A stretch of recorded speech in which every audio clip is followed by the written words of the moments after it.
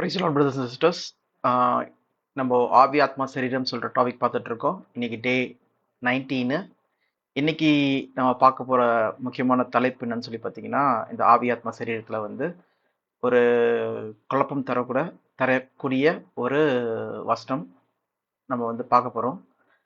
இல்லைன்னா ஒரு ஈவெண்ட், ஒரு நிகழ்வு சொல்லி பார்க்குறோம். அது எதுன்னு சொல்லி பார்த்தீங்கன்னா, மறுரூப மலையில் வந்து இயேசு கிறிஸ்து வந்து தனது சீஷர்களுக்கு வந்து என்ன பண்ணுறாருன்னா, மோசேயோடையும் எலியாவோடையும் வந்து அவர் காட்சி தரார் சொல்லி பார்க்குறோம். ஓகே, அது உண்மையிலேயே வந்து நடந்த நிகழ்வா? அவங்க மோசே எலியா வந்து அவங்க பரலோகத்திலேருந்து டைரெக்டாக வந்து இயேசு கிறிஸ்து கிட்ட வந்து தங்களை வெளிப்படுத்தினாங்களா? இல்லைனா அது உண்மையிலேயே வந்து அங்கே நம்ம ஏற்கனவே பார்த்தபடிக்கு பரலோகத்துக்கு யாரும் ஏறி போல, மனிதகுமாரனாகி இயேசு கிறிஸ்து இல்லாமல் அங்கேருந்து இறங்கி வந்தவங்க யாரும் கிடையாது சொல்லி நம்ம யோவான் 3ஆம் அதிகாரம் 13ஆம் வசனத்தை படிக்கிறோம். அந்த வசனத்தை வேணால் நான் காமிக்கிறேன். யோவான் 3:13. பரலோகத்தில் இருந்து இறங்கினவரும் பரலோகத்தில் இருக்கிறவருமான மனுஷகுமாரனை அல்லாமல் பரலோகத்துக்கு ஏறினவன் ஒருவனும் இல்லை. ஓகே, பரலோகத்துக்கு ஏறினவர் ஒருவரும் இல்லை சொல்லி பார்க்குறோம். இது நம்ம ஏற்கனவே வந்து இந்த முந்தின கிளாஸில் நம்ம வந்து தெளிவாக இதை பற்றி பார்த்துருப்போம். யாருமே வந்து பரலோகத்துக்கு போல, ஈவன் ஏனோக்கா இருக்கட்டும், எலியாவாக இருக்கட்டும், அவங்க 2 பேருமே போல சொல்லி பார்த்தோம். பார்க்காதவங்க நீங்கள் முன்னாடி இருக்க கிளாஸ் போய் பாருங்கள். டே 17 அதில் இருக்கும்னு நினைக்கிறேன். 17 16 இருக்கும், பாருங்கள். இப்போது இது நம்மளுக்கு வந்து கிளியராக இருக்கும். என்னதுன்னா, இயேசு கிறிஸ்து தான் வந்து பரலோகத்திலேருந்து இறங்கினவர், அப்புறம் பரலோகத்துக்கு ஏறினவர் சொல்லி பார்க்குறோம். அது மட்டும் இல்லாதபடிக்கு இயேசு கிறிஸ்துவோட 2ஆம் வருகையில் தான் எல்லாருமே என்ன பண்ணுவோம், பரலோகத்துக்கு நம்ம போவோம் சொல்லி பார்க்குறோம். ஓகேவா? அவர் தான் என்ன பண்ணுவார், வந்து நம்மளை வந்து கூட்டு போகிற சொல்லியிருக்காரு. அவரோட 2ஆம் வருகையில் தான் நம்ம பரிசுத்தவான்கள் ஆகிய விசுவாச வீரர்கள், பழைய ஏற்பாட்டு விசுவாச வீரர்களாக இருக்கட்டும், இல்லைனா வந்து சபையாக இருக்கட்டும், நம்ம எல்லாருமே வந்து உயிர்த்தெழுவோம் சொல்லி பார்க்குறோம். அது கூட ஒரு வசனம் படிக்கலாம். எபிரேயர் 11ஆம் அதிகாரம் 39-40. இவர்கள் எல்லாரும் விசுவாசத்தினாலே நற்சாட்சி பெற்றும் வாக்குத்தத்தம் பண்ணப்பட்டதை அடையாமல் போனார்கள். அவர்கள் நம்மை அல்லாமல் பூர்ணர் ஆகாதபடிக்கு விசேஷித்த நன்மையானதொன்றை தேவன் நமக்கென்று முன்னதாக நியமித்திருந்தார். நமக்கென்று முன்னதாக நியமித்திருக்கிறார். நமக்கென்று முன்னதாக, okay, better for us, something better for us.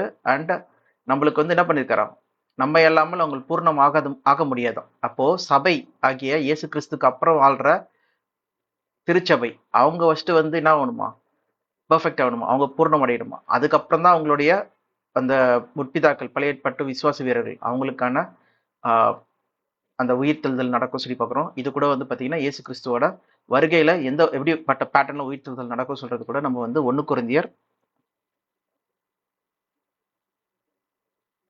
15ஆம் அதிகாரம் அதில் 22, 23 படிங்க.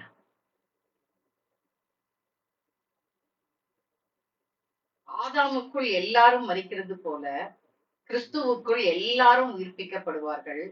அவனவன் தன் தன் வரிசையிலே உயிர்ப்பிக்கப்படுவான்.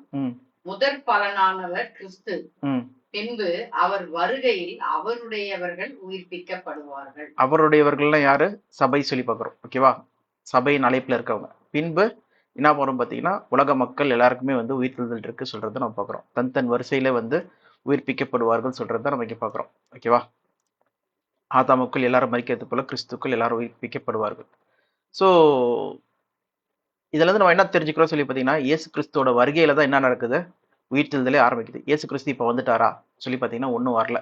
ஓகேவா? நம்ம இயேசு கிறிஸ்து வருகைக்காக என்ன பண்ணிட்டு இருக்கோம், ஆயத்தமா நம்ம வெயிட் பண்ணிட்டு இருக்கோம். ஓகே, ரெடியா இருக்கிறோம் சொல்லி பார்க்குறோம். அப்போ இங்க இயேசு கிறிஸ்துவோடைய 1ஆம் வருகையில, ஓகே, அங்க வந்து எலியாவோடையும் அதே நேரத்துல மோசையோடையும் காணப்பட்டது என்னது சொல்லி நம்ம ஃபர்ஸ்ட் பார்க்கலாம். போலாம் அந்த வசனத்துக்கு. எங்கன்னா மத்தேயு 17ஆம் அதிகாரம்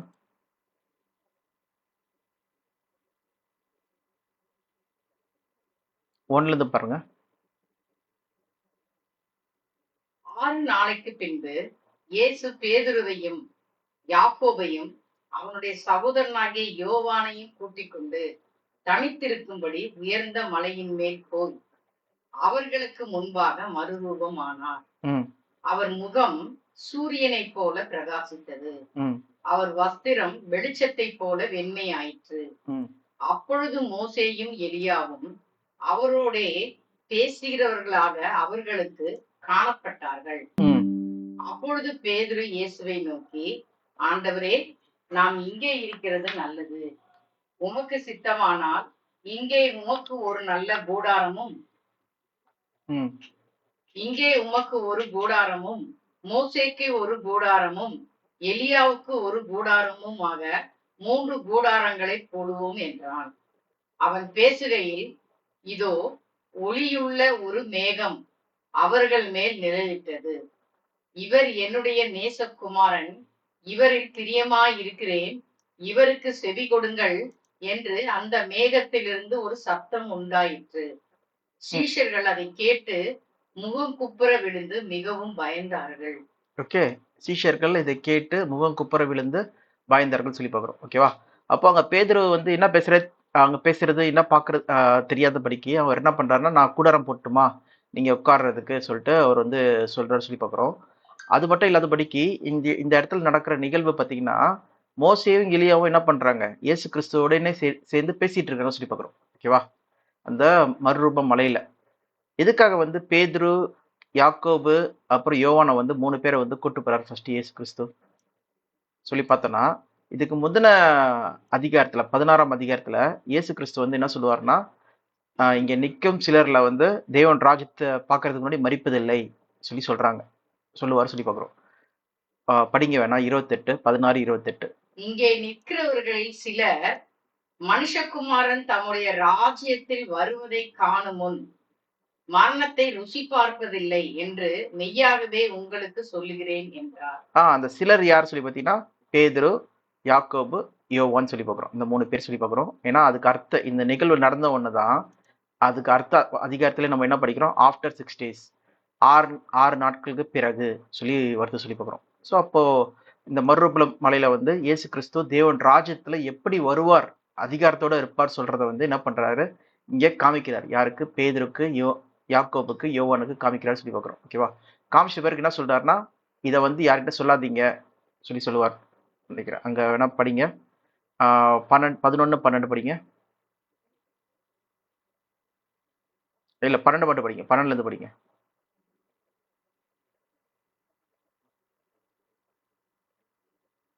பதினேழு, மத்தேயு 17, 12.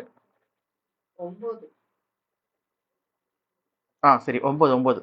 அவர்கள் மலையிலிருந்து இறங்குகிற போது இயேசு அவர்களை நோக்கி, மனுஷகுமாரன் மரித்தோரிலிருந்து எழுந்திருக்கும் வரைக்கும் இந்த தரிசனத்தை ஒருவருக்கும் சொல்ல வேண்டாம் என்று கட்டளையிட்டார். ஓகே, இந்த தரிசனத்தை ஒருவருக்கும் சொல்ல வேண்டாம் என்று கட்டளையிட்டாங்கன்னு சொல்லி பார்க்குறோம். ஒரு நிமிஷம். ஸோ இந்த தரிசனத்தை ஒருத்தருக்கும் நீங்க சொல்லாதீங்க சொல்லி அங்க வந்து கட்டளையிட்டுறாங்கன்னு சொல்லி பார்க்குறோம். ஸோ அவ பார்த்தீங்கன்னா, இயேசு கிறிஸ்து உயிர் தள்ளுற வரைக்கும் என்ன பண்ணல, இந்த தரிசனத்தை வந்து யார்கிட்டயும் சொல்லல. செப்பரேட்டா வந்து பேதுரு, யோவானு, யாக்கோபுக்கு மட்டும் தான் வந்து இது தெரியுது சொல்லி பார்க்குறோம்.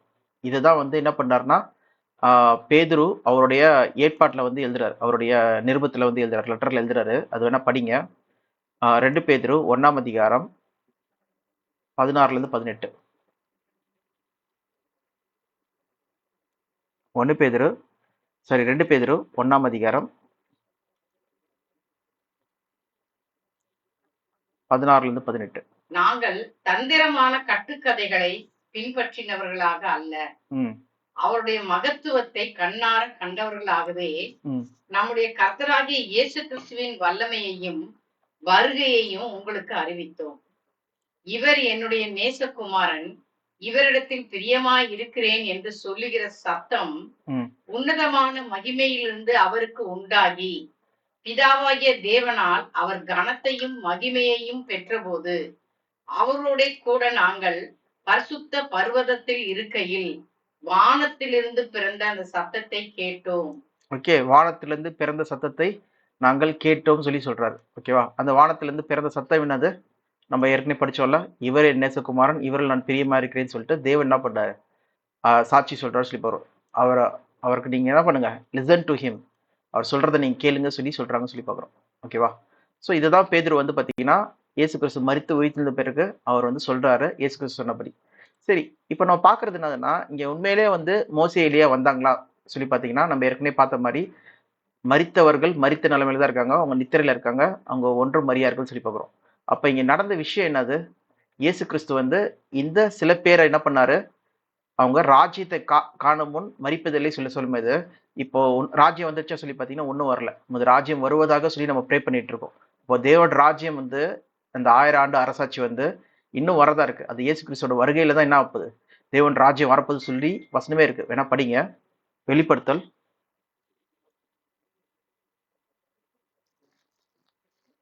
11ஆம் அதிகாரம் 15ஆம் வசனம்.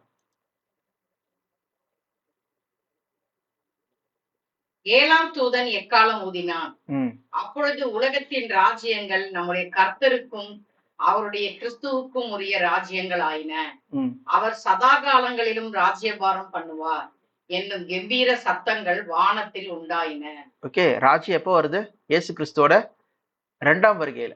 ஓகே, அந்த கடைசி எக்காலம் துணிக்கும் போது. ஓகே, லாஸ்ட் ட்ரம்பட் இல்லைன்னா வந்து 7ஆம் எக்காலம் தான் வந்து பார்த்தீங்கன்னா, அதுல வெளிப்படுத்தல 7 எக்காலம் சொல்லப்பட்டிருக்கு. அதுல 7ஆம் எக்காலம் துணிக்கும் போது தான் என்ன ஆகுது? இந்த பூமிக்குரிய ராஜ்யம் வந்து தேவன் ராஜ்யம் மாறுது, இல்லைன்னா நம்மளுடைய கர்த்தருடைய இயேசு கிறிஸ்துவோட ராஜ்யம் மாறுது சொல்லி பார்க்குறோம். இதை பத்தி தான் நம்ம வந்து இயேசு கிறிஸ்துவோட வருகையில கூட நம்ம பார்க்குறோம். வேணா படிக்கலாம். 1 தெசலோனியர் 4ஆம் அதிகாரம் 16ஆம் வசனம்.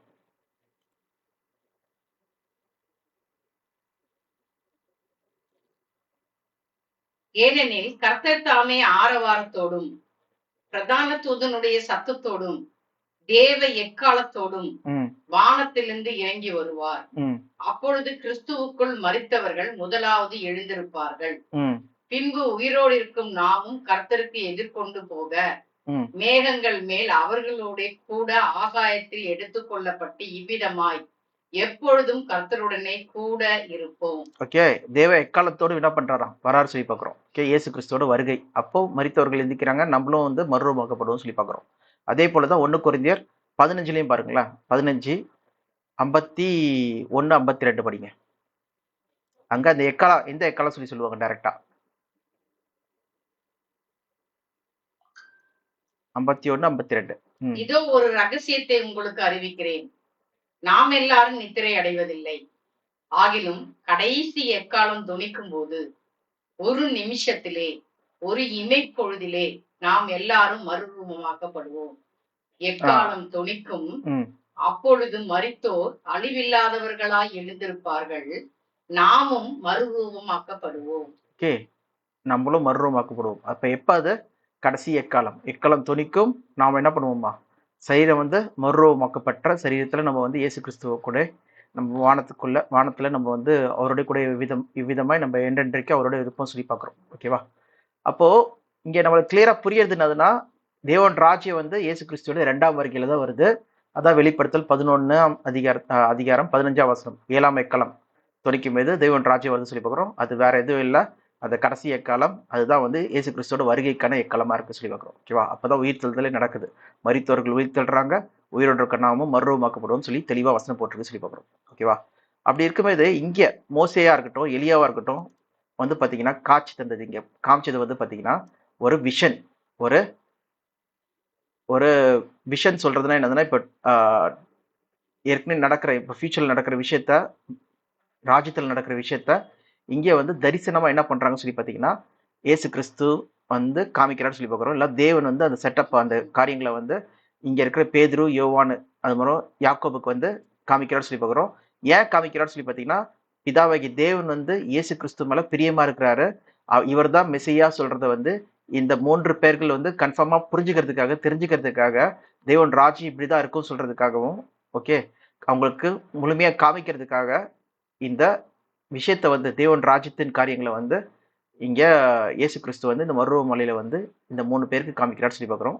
இந்த பிதாவும் தான் சேர்ந்து வந்து என்ன பண்றாரு? அதுக்கு சாட்சி கொடுக்குறாரு சொல்லி பார்க்குறோம். இவர் நேசகுமாரன், அதனால இவர் வார்த்தைக்கு என்ன பண்ணுங்க? செவி கொடுங்க, இவரை விட்டு விலகாதீங்க, இவரை பற்றி கொள்ளுங்க சொல்லிட்டு சொல்றாரு சொல்லி பார்க்குறோம். ஸோ இதான் ரீசன். அதனால தான் வந்து பார்த்தீங்கன்னா 9ஆம் வசனத்திலே டேரக்டா என்ன போட்டிருக்கு, இது ஒரு தரிசனம் சொல்லி போட்டிருக்கு. படிங்க 9ஆம் வசனம். அவர்கள் மலையிலிருந்து இறங்குகிற போது இயேசு அவர்களை நோக்கி, மனுஷகுமாரன் மரித்தோரிலிருந்து எழுந்திருக்கும் வரைக்கும் இந்த தரிசனத்தை ஒருவருக்கும் சொல்ல வேண்டாம் என்று கட்டளையிட்டார். தரிசனத்தை சொல்லி போட்டிருக்கு. ஓகேவா? இது தரிசனம் சொல்றத வந்து நம்ம இங்க படிக்கலாம். மத்தேயு கிரேக்க வார்த்தையில 17:9.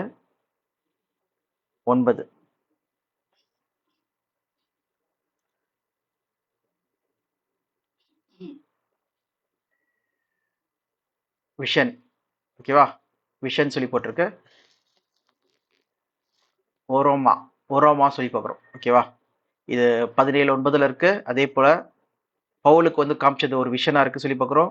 ஏகப்பட்ட விஷன் வந்து பார்த்தீங்கன்னா காமிச்சிருக்காங்க சொல்லி பார்க்குறோம் அப்போஸ்தலர் நடவடிக்கையில. அதெல்லாமே வந்து பார்த்தீங்கன்னா விஷன் விஷன் சொல்லி இந்த வார்த்தை தான் யூஸ் பண்ணப்பட்டிருக்கு. ஓராமா சொல்ற இந்த இது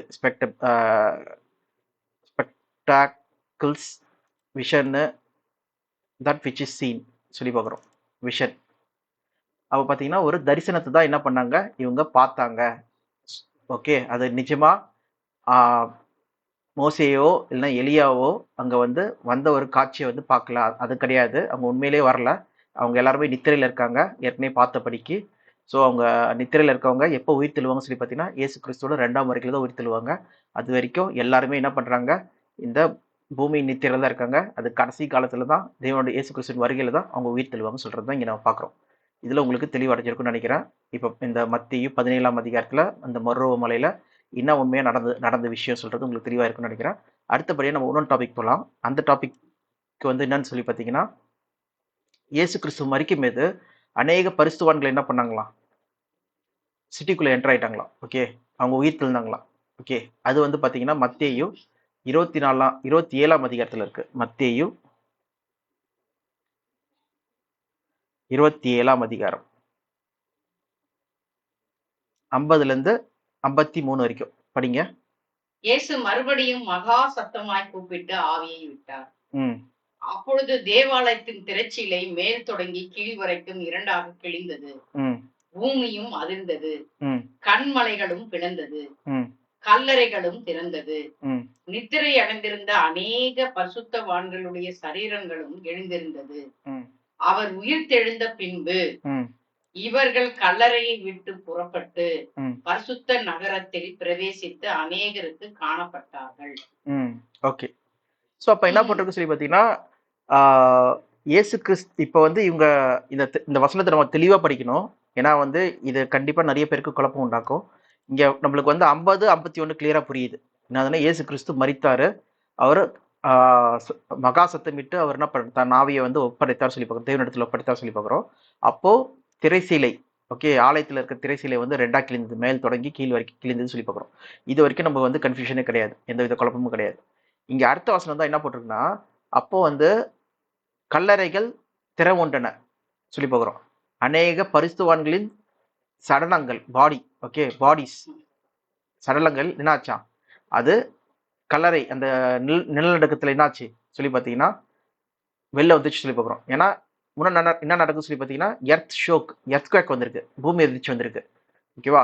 ராக் எல்லாமே கல்லறைகள் அந்த மலைகள் வந்து என்ன ஆச்சா, ஸ்பிளிட் ஆயிடுச்சான், உடஞ்சதுல கல்லறைகள் வந்து வெளில வந்துருச்சான், ப்ரோக் ஓப்பன் டூம்ஸ். அப்போ பாடிஸ், அதில் இருக்க பாடிஸ் வந்து என்னாச்சா, many of the holy people, அந்த பாடிஸ் வந்து வெளில வந்துச்சு சொல்லி சொல்றாங்க. ஓகே, அது வந்து ரைஸ் டு லைஃப்னு சொல்லி சொல்றாங்க. ஓகேவா? அப்போ அது உயிரோட வந்துருச்சு சொல்லி சொல்றாங்க. அந்த மாதிரி தான் இங்கே காமிக்கப்படுது சொல்லி பார்க்குறோம். அப்புறம் அது வந்து என்னாச்சா, they came out of the tomb after Jesus resurrection and went into the holy city and appear to many people. இது என்னப்பா குழப்பமா இருக்கு இந்த இடம்? ஏன் சொல்லி பார்த்தீங்கன்னா, இயேசு கிறிஸ்து அவர் எப்போ மரித்தாரு, அவரு அந்த ஓய்வு நாளுக்கு முதல் நாள், ஓகே, சாபத், அப்போ வந்து மரித்தார். எப்போ உயிர் தெழுந்தாரு, அவர் வந்து ஞாயிற்றுக்கிழமை காலையில வந்து உயிர் தெழுந்தார், வாரத்தின் முதல் நாள் சொல்லி பார்க்குறோம். அப்போ உயிர் தெழுந்தார் சொல்லி பார்க்குறோம். ஓகேவா? அப்போ இடப்பட்ட இடையில வந்து பார்த்தீங்கன்னா ஆல்மோஸ்ட் 2 நாள் கிட்ட இருக்கு, 2-3 நாள் கிட்ட இருக்கு. ஓகேவா? சொல்லப்போனால் ஃப்ரைடே, சாட்டர்டே, அப்புறம் சண்டே, 3 நாள் சொல்லி பார்க்குறோம். ஓகேவா? அப்படி இருக்கும்போது இங்க என்ன போட்டிருக்குன்னா 52வது வசனத்துல the bodies of many holy people, bodies தான் போட்டிருக்கு. ரைஸ் டு லைஃப், அது வந்து உயிர் வந்துருச்சான், உயிரோட வந்துட்டாங்களா அவங்க. ஓகே, எப்போ வந்தாங்க உயிரோட? அந்த நிலநடுக்கத்துல. ஓகே, நிலநடுக்கத்துல என்னாச்சா, அவங்க உயிரோட வந்துட்டாங்களாம். அந்த பாடிஸ்ல வெளில வந்த உடனே, பரிசுத்தவான்களோட பாடி வந்த உடனே அவங்க வந்து உயிரோட வந்துட்டாங்களாம். ஆனா எப்ப வந்து இவங்க வந்து அந்த கலரில இருந்து எல்லா சிட்டிக்குள்ள பரிசுத்த சிட்டிக்குள்ள என்டர் ஆனாங்கன்னா, எருசலேமுக்குள்ள என்டர் ஆனாங்கன்னு சொல்லி பாத்தீங்கன்னா, இயேசு கிறிஸ்து உயிர்த்தெழுந்து போயிருக்கான். they came out of the tomb after Jesus resurrection. அப்போ அந்த 3 நாள் என்ன பண்ணிருக்காருன்னா, கல்லறையிலே உட்கார்ந்திருக்காங்களா? என்ன பண்ணிருப்பாங்க கல்லறையில உட்கார்ந்து? ஓகே, இது ஒரு கேள்வி. ஓகேவா, அப்படிதான் இந்த வசனம் வந்து சொல்லப்பட்டிருக்கு. ஓகேவா, இங்க டிரான்ஸ்லேட் பண்ணிருக்கவங்க வந்து இப்படிதான் எழுதியிருக்காங்க இந்த வசனத்தை. அதே போல ரெண்டாவது விஷயம் நம்ம பார்க்க வேண்டியது என்னதுன்னா, ஏன் வந்து இந்த இவ்வளவு பெரிய ஈவெண்ட், ஏன்னா லாசரஸ் உயிர் தெழுந்ததே வந்து பாத்தீங்கன்னா பயங்கர பெரிய ஈவெண்ட். அதே போல இந்த பரிசுத்தவான்கள் எல்லாரும் உயிர் தெழுந்தது வந்து பாத்தீங்கன்னா பெரிய ஈவெண்ட். இது ஏன் வந்து மத்த எந்த புத்தகத்திலுமே சொல்லப்படல? ஏன் வந்து அது ஸ்பெசிபிக்கா வந்து ஒன்லி இந்த இடத்துல மட்டும் சொல்லப்பட்டிருக்கு? அது ஸ்பெசிபிக்கா டீட்டெயில்டாக கூட இல்ல ஆக்சுவலா. அவ பார்க்கும்போது இங்க ஏதோ ஒரு தப்பு, இந்த டிரான்ஸ்லேஷன்ல வந்து தப்பு இருக்குன்னு சொல்லி தெரியுது. ஏன்னா அந்த வசனத்திலேயே வந்து பாத்தீங்கன்னா, நான் டிஃபரெண்ட் டிரான்ஸ்லேஷன்ல காமிக்கிறேன். இது வந்து என்ஐவி டிரான்ஸ்லேஷன். இது வந்து நான் இது டூப்ளிகேட் எடுக்கிறேன். எடுத்துட்டு இது வந்து வேற வேற டிரான்ஸ்லேஷன்ல பார்க்கலாம். கேஜேவி, நியூ கேஜேவி போலாம்.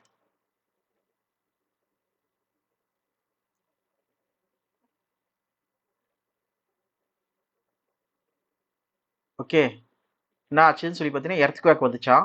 ஓகே, பூமி எதிர்ச்சி வந்துச்சான். வந்த பிறகு அங்க இருக்க ராக்லாம் ஸ்பிளிட் ஆச்சா. அப்போ கிரேவ் சொல்றது கல்லறைகள்லாம் என்ன ஆச்சா, ஓப்பன் ஆயிடுச்சா. அப்புறம் பாடிஸ் ஆஃப் த செயிண்ட், அந்த பரிசுத்தவங்களை வச்ச பாடிஸ் எல்லாமே என்ன ஆச்சா, வெளில வந்துருச்சா. When he has fell asleep, எல்லாம் அந்த செத்து போனவங்க எல்லாருமே என்ன பண்ணிட்டாங்கன்னா வேற ரைஸ்ட் சொல்லி போட்டிருக்கு.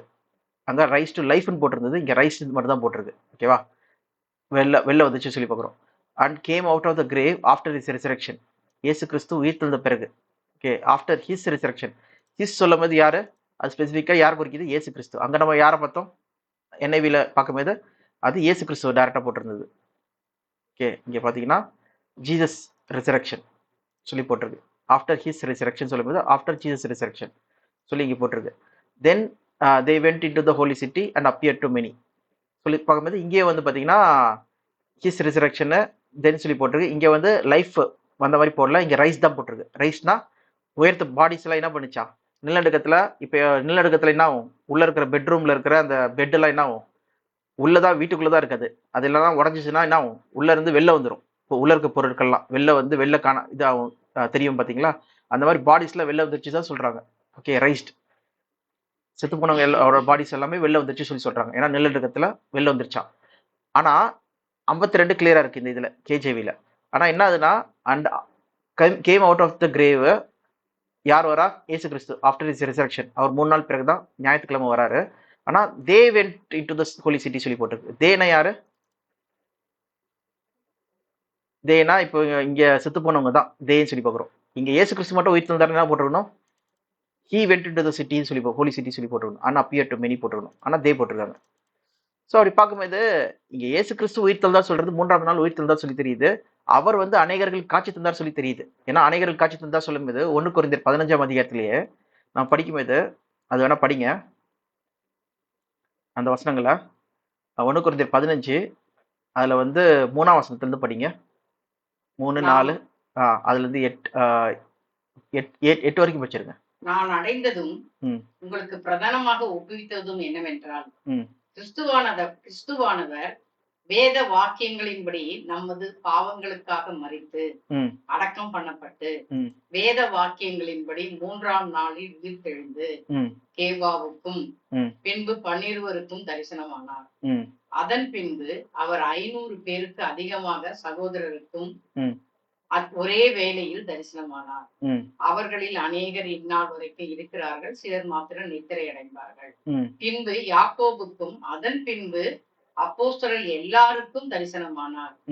எல்லாருக்கும் பின்பு அகால பிறவி போன்ற எனக்கு தரிசனமானார். ஓகே, இயேசு கிறிஸ்து யாருக்கெல்லாம் வந்து தரிசனமானார் சொல்றத வந்து சொல்றாங்க. இங்கே இயேசு கிறிஸ்து மரித்து 3ஆம் நாள் உயிர் தெழுந்தார் சொல்லி பார்க்குறோம். இப்போ உயிர் தெழுந்த பிறகு இவர் தரிசனமான சொல்லி தெளிவா எழுதியிருக்காரு. பவுல் எழுதியிருக்காரு. யாருக்கெல்லாம் தரிசனம் பண்ணாங்க? 500 பேர்கிட்ட தரிசனம் பண்ணாங்கன்னு சொல்லிட்டு.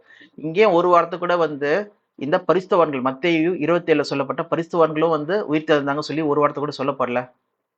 ஓகேவா? அப்படி பார்க்கும்போது அவங்க உண்மையிலேயே வந்து பார்த்தீங்கன்னா உயிர் தெழவே இல்லை. ஓகேவா? அவங்க எல்லாருமே வந்து கல்லறையில தான் இருக்காங்க, செத்து போன நிலைமையில தான் இருக்காங்க. இவங்க வந்து பாடிஸ் மட்டும் தான் என்ன ஆயிருக்கு சொல்லி பார்த்தீங்கன்னா, உள்ள இருந்த நிலநடுக்கத்துல அந்த கல்லறை உடைஞ்சு உள்ள இருக்க பாடிஸ் சரீரங்கள் என்னாச்சு? பிரேதங்கள். அது வெளில வந்துருச்சு சொல்லி பார்க்குறோம். ஓகேவா? இவங்க உயிரோட வந்துட்டாங்கன்னு சொல்லி சொல்றது இங்க கிடையாது சொல்லி பார்க்குறோம். ஓகேவா? First point. அது அது உன்னத வசனத்துல நம்ம என்ன ப்ரூவ் பண்ணலாம் சொல்லி பார்த்தீங்கன்னா, டைரக்டான வசனம் பார்த்தீங்கன்னா, அப்போஸ்தலர் நடவடிக்கை ஆக்ட்ஸ் 2ஆம் அதிகாரம். இப்ப பரிசுத்தவான்கள் சொல்லும்போது யாரெல்லாம் பரிசுத்தவான்கள்? ஆபிரகாம், ஈசாக்கு, யாக்கோபு அந்த மாதிரி நிறைய பரிசுத்தவான்கள் இருக்காங்க. ஓகேவா? அதுல தாவீது பரிசுத்தவானா இல்லையா? தாவீது தான் தேவனுடைய இருதயத்துக்கு ஏற்றவர் சொல்லி பார்க்கிறோம். அப்படி இருக்கும்போது தாவீதே வந்து பாருங்க, அவரை பத்தி பேதுரு எழுதுறாரு. பேதுரு இயேசு கிறிஸ்து மரித்து உயிர்த்தெழுந்து 40 நாள் கழிச்சு, ஓகே, 50வது பெந்திகோஸ்தே நாள்ல வந்து பேசுறாரு. அப்போஸ்தலர் 2ஆம் அதிகாரத்துல 29வது வசனம் படிங்க.